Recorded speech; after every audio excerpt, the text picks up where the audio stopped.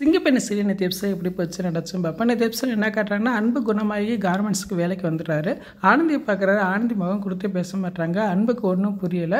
வேறு வீட்டில் போய் யோசனை பண்ணிக்கிட்டே இருக்காரு. ஏன் ஆனந்தி நம்ம கிட்ட முகம் கொடுத்து கூட பேச மாட்டாங்க, என்ன பிரச்சனையாக இருக்குது, ஒன்றும் புரியலேன்னு சொல்லி யோசனை பண்ணிட்டு இருக்காரு.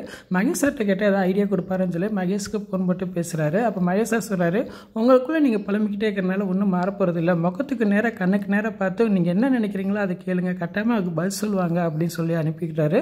உடனே அன்பு முடிவு பண்ணுறாரு, நேராக நம்ம ஹாஸ்டலுக்கு போய் ஆனந்திட்டே கேட்டோன்னு சொல்லி ஆனந்தியை பார்க்க போகிறாரு.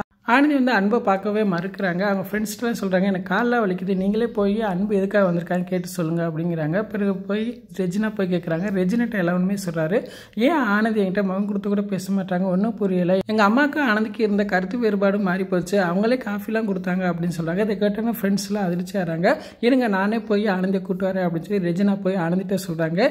ஏன் ஆனந்தி என்கிட்ட எல்லாத்தையும் மறைக்கிற, நீ போய் அன்பை போய் பார்க்க போனது, அவனை மகேஷ் சார் கூட்டு போனது எதுவுமே என்கிட்ட சொல்லலை, என்னாச்சு அப்படின்னு கேட்குறாங்க. சொல்லலை அவ்வளோதான் அப்படின்னு சொல்லி எதை சொல்ல சமாளிக்கிறாங்க. நீ போய் அன்பை போய் பார்த்துட்டு வரே இல்லையான்னு சொல்லி மிரட்டுறாங்க. அப்புறம் அன்பை போய் பார்க்க போகிறாங்க.